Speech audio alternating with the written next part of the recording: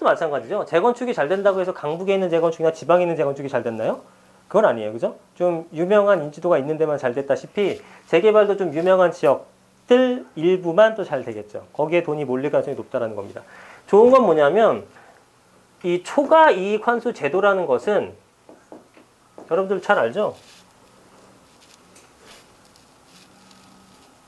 여기 올리죠? 초과 이익 환수 제도라는 것은 재건축만 해당됩니다. 아시죠? 재건축만. 그러니까 재개발은 전혀 관계가 없어요. 네.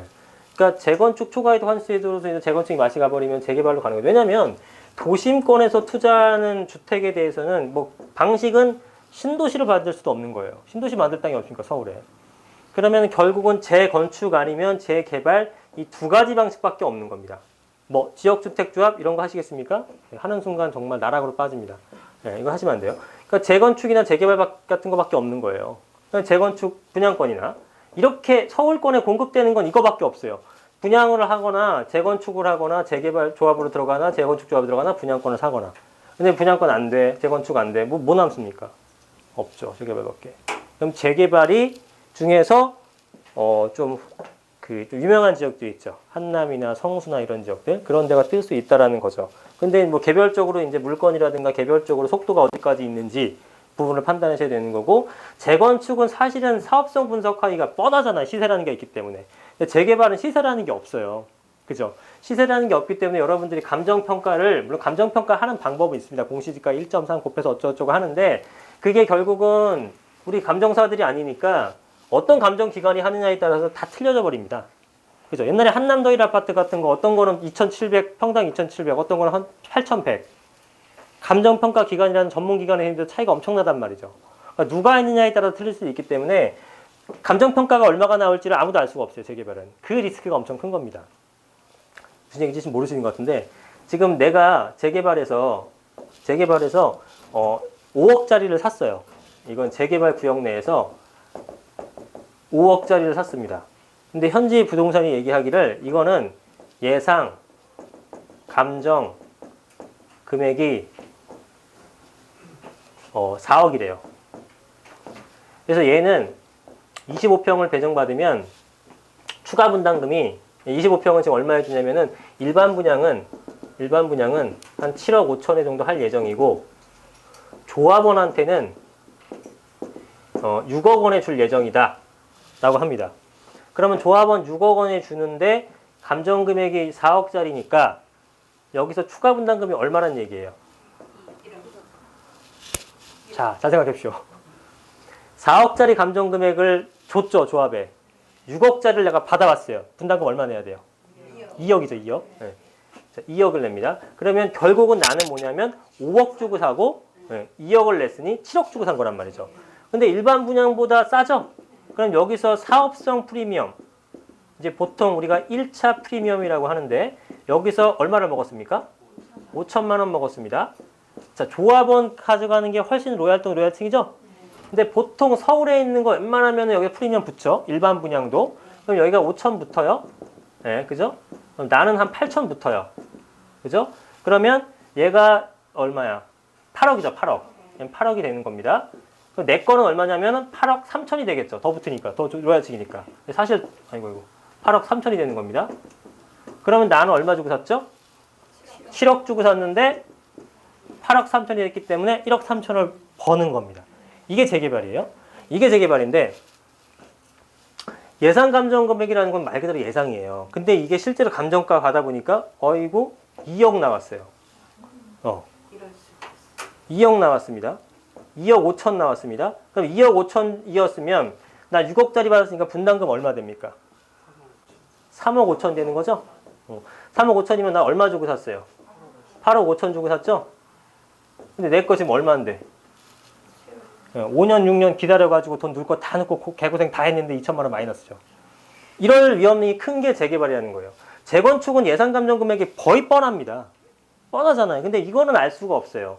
이거는 코너변에 있느냐, 높이가 좀 높느냐, 골목이 2m냐, 3m냐, 유동성이 있느냐, 없느냐, 역과의 거리가 이걸 다 보정을 합니다. 이걸 어떻게 합니까? 정확히 아는 사람이. 그러니까 결국은 뭐냐면 이 감정 금액을 보수적으로 잡는 방법밖에 없어요. 근데 보수적으로 그 현지 부동산에서 보수적으로 얘기할까요? 세게 얘기할까요? 세게 얘기해야지만 이거 5억에 팔아먹을 수 있는 거 아닙니까? 이거 감정금액 2억 나오는데 5억에 팔려면 피 3억 주고 누가 사요? 안 사죠? 근데 4억 정도 나온다 그러면 1억은 살 거 아닙니까? 이게 만연하다는 얘기가 되겠죠. 그래서 이게 뭐 어차피 그분들도 정확하게는 알 수 없고 아무래도 현지에 있으니까 더 많이 알고 있기는 하겠습니다만 어쨌든 이런 부분을 조심해야 되는 거고 여러분들이 그래서 이런 내용 나올 때 기사 같은 거는 이런 내용까지는 몰랐어도 나오는 게 이게 추가 분담금 어떤 기사가 나오죠? 폭탄이라는 얘기 많이 들어보죠. 예, 이게 그거예요. 2억 나올 거 예상했는데 4억 나오고. 예, 그러니까 이 5억짜리가 갑자기 4억으로 빠지고 3억 5천으로 빠지는 겁니다. 이 시기가 언제가 되냐면은 이제 관리처분 시기예요. 관리처분. 예, 관리처분 나오게 되면 다 드러나거든. 그러면 실거주자들은 언제 사면 돼요? 뭘 걱정해? 이때 사야죠. 확 빠졌을 때. 그리고 공사 이제 거의 다 관리처분 인가면 행정적인 절차는 거의 다 끝난 거 아니겠습니까? 그죠? 그럼 재개발 재건축 절차는 아시죠? 간단하게 추진이, 조합 설립, 그 다음에 사업 시행 인가, 그 다음에 관리처분 인가. 요게 행정 절차잖아요. 근데, 그러니까, 요걸 잠깐 알려드릴게요. 재개발하고 재건축은 안전진단을 하느냐 마느냐 그 차이만 있을 뿐이고 거의 이제 내용은 비슷한데 일단 뭐 정비구역 지정이 있겠죠. 예, 이건 뭐 당연한 절차가 되겠고 요거 된 다음에 이제 여러분들 잘 아시는 부분이 이제 추진위원회죠. 추진위원회. 그 다음에 뭐죠? 얘기해 보세요. 그 다음 뭐죠? 그러니까 예, 그 빼고 조합 설립, 안전진단 미리 하고 그 다음 어디죠? 조합 설립 한 다음에 건축 심의 받는 거 뭐라 그래요? 사업 시행 인가. 예. 그 다음 뭐예요? 관리처분 인가. 이 용어들이 익숙하긴 하죠? 아닌가? 예. 근데 왜 답변을 못 하시지? 관리처분 인가한 다음에 이제 뭐 철거, 착공, 입주하는 거죠. 요 사이에 뭐 이주도 하고 뭐 하겠죠. 요런 과정을 거치는 건데 추진위원회는 설립되기 위해서는 뭐가 필요하냐면은 거기 있는 조합원들의 50% 이상의 동의를 구하면 됩니다. 50%를 초과죠, 정확하게는. 50%를 초과하는 동의를 얻게 되면 추진위가 승인이 떨어지죠. 그럼 조합은요? 75%가 됩니다. 네. 예전에는 80%였는데 지금 많이 완화시켜줬어요. 75% 이상이 되게 되면 조합 설립 인가를 받게 되는 거고요. 그 다음 사업 시행 인가서부터는 이제는 조합의 손을 조금 떠난 거죠. 이거는 인가는 누가 해주죠? 이거는 이제 관에서 해주는 거예요. 네. 서울 같으면 서울시청이 되겠죠. 그죠? 이건 관에서 인가를 받는 거고 마찬가지가 되고 이런 형태가 되는 건데 그래서 추진위 설립이나 조합 설립까지 마무리가 되게 되면은 이 재개발 같은 경우에는요. 보통 제가 봤을 때는 한 7분 응선은 넘은 거예요. 왜냐면 조합 설립이 안 됐다. 추진위가 안 됐다면 뭐 거의 뭐 의미 없는 거고 추진위 설립됐는데 조합 설립까지 뭐 한참 걸리고 있다. 뭔가 안 되고 있다. 이거 이유가 뭡니까? 정부에서 반대하나요? 서울시에서 반대하나요? 본인들이 지금 합의 안 된 거예요. 이거는 10년이 걸릴지 20년이 걸릴지 중간에 무너질지 모르는 거예요. 아직은 리스크가 있는 단계죠. 그죠? 네. 요런 게 어디가 있냐면 성수 같은 데 있죠.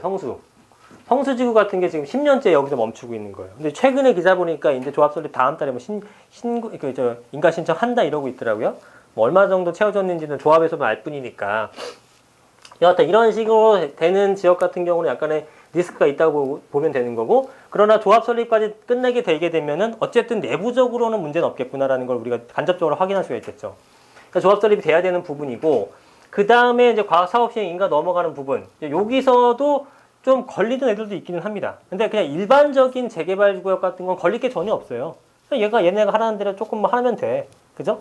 뭐 공원 조금 만들어주고 기부 체험 조금 하고 디자인 좀 이쁘게 하고 뭐 친구 제안하면 약간 하면 되는데 약간 특수성이 있는 애들 있잖아요. 그죠? 그런 것들은 이제 많이 까다롭게 굴죠. 디자인적으로나 아니면 공공성이라든가 랜드마크적인 건물에 대해서는 좀 까다롭게 굴긴 합니다. 그럼 걔네들은 좀 오래 걸리긴 해요. 이 한남뉴타운 같은 경우도 이 한남뉴타운 같은 경우가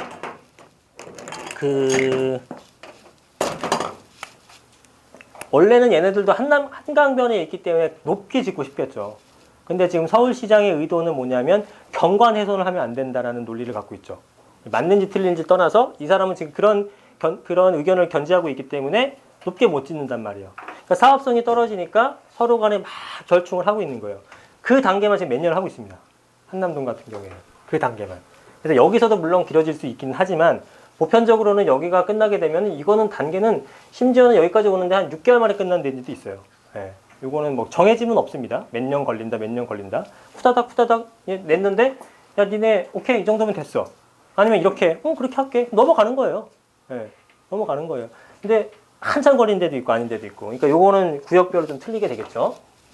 그래서 사업시행 인가가 나오는 시점은 뭐냐면 사업시행 인가가 나면은 사업시행 인가일 기준으로 해갖고 감정평가를 하는 겁니다. 감정평가를 해서 이제 관리처분 때 나오게 되겠죠. 대략적인 금액과 정확한 금액도 산정이 되겠죠. 그러면 이제 요때 이 감정금액이 나오게 되잖아요. 감정금액이. 이 감정금액이 나오니까 이제 답보록 나는 거죠. 야, 이게 쌌던 거구나 비쌌던 거구나 해서 올라가는 게 있고 떨어지는 게 있고 비례율 맞추려고 감정가액이 높이는 경우도 있고 떨어뜨리는 경우도 있고 요 설명하려면 한참 길어지니까 그냥 내용만 아세요. 요때는 뭐냐면은 실거주자가 구입하기 좋은 시점이 되는 거죠. 실거주자 구입 시점이 되는 거죠. 그죠? 아니 뭐 투자도 상관없습니다. 사실은 쌀 때니까. 그러니까 이렇게 폭탄 맞은 지역들이 있으면 한번 달려가 보세요. 예, 실망 매물로 쏟아지는 경우가 있어요.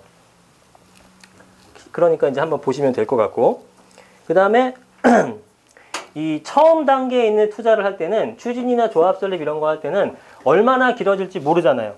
얼마나 길어질지 모르니까 어떤 걸 투자해야 될까? 대지집은 큰 거 해야 될까? 작은 거 해야 될까? 중간 거 해야 될까? 어떤 거 해야 될까요? 그렇죠. 아니 작은 거 해야죠. 대지지분이 작아서 투자 비용이 작은 걸 하셔야 부담이 없는 겁니다. 실제로 투자 비용이 작은 걸 하시면은 피가 잘 붙어요.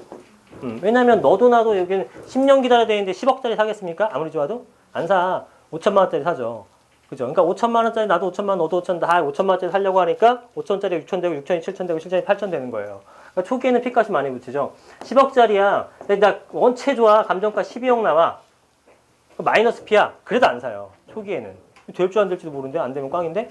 근데 요게 넘어가면서 이제 5천만 원 정도의 그 감정평가 예상했던 물건이 피가 계속 붙어서 2억까지 갔어요. 여전히 10억짜리보다 사기는 편하죠. 투자금은 적지. 그러나 피값이 너무 많아지잖아요. 근데 10억짜리는 한 12억 나오는데 마이너스 피야. 그죠? 그럼 이제 사죠. 왜? 여기서 10년, 15년 기다리게 되면 기회비용이 많기 때문에 마이너스 피라도 손해였는데 이제 3, 4년만 기다리면 아파트가 되는데 그러면 당연히 큰 걸 사야겠죠. 그럼 초기 단계에선 작은 걸 사야 되고 일정 단계가 넘어가는 사업식 인가 넘어가는 단계가 되게 되면 이제부터 큰 걸로 갈아타게 하는 시기가 되는 겁니다. 그죠? 그러면은 얘 피값 다 받고 얘 무피를 가져가서 실질적으로 수익을 크게 낼 수도 있는 거예요. 이거는 그 재건축이든 재개발이든 마찬가지가 됩니다.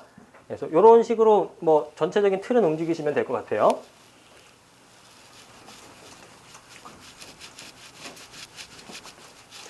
자, 그래서 이 아파트 같은 것들은 뭐 이건 일반적인 아파트들도 마찬가지가 돼요.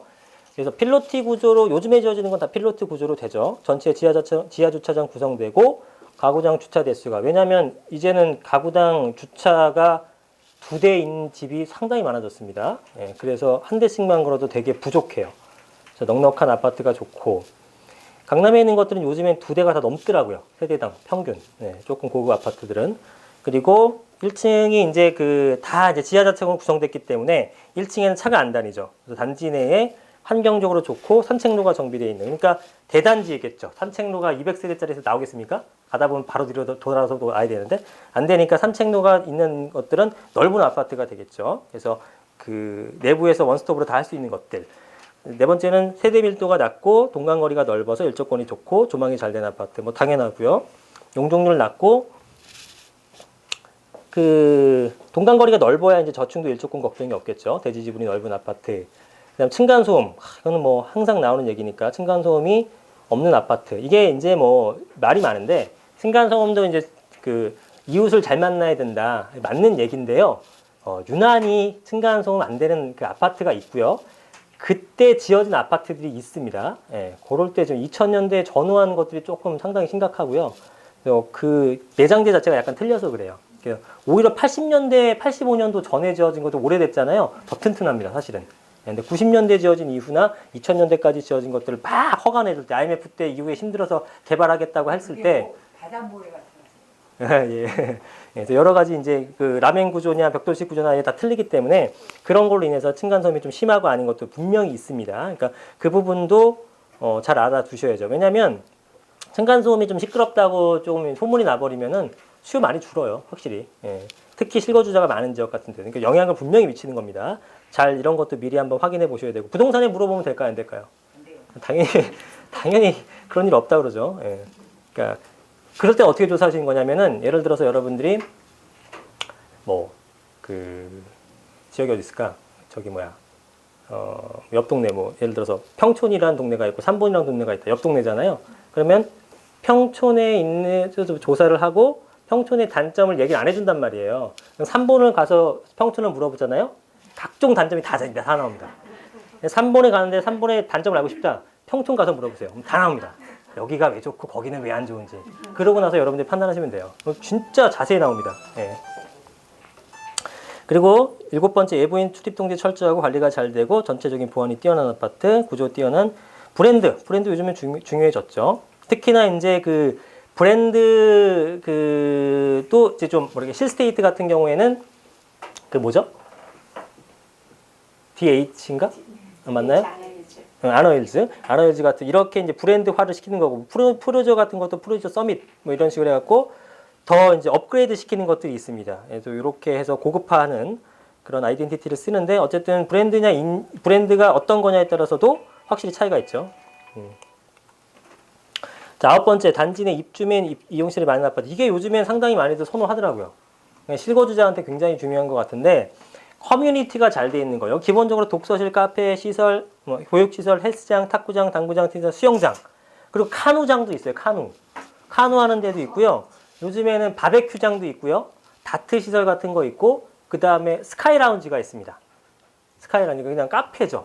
한 층을. 예. 별게 다 있습니다. 그래서 이렇게 구성되어 있는 거면 왠지 사람이 대우받는 기분이잖아요. 그런 거 상당히 선호해요. 그러면 좀 대우받는 기분이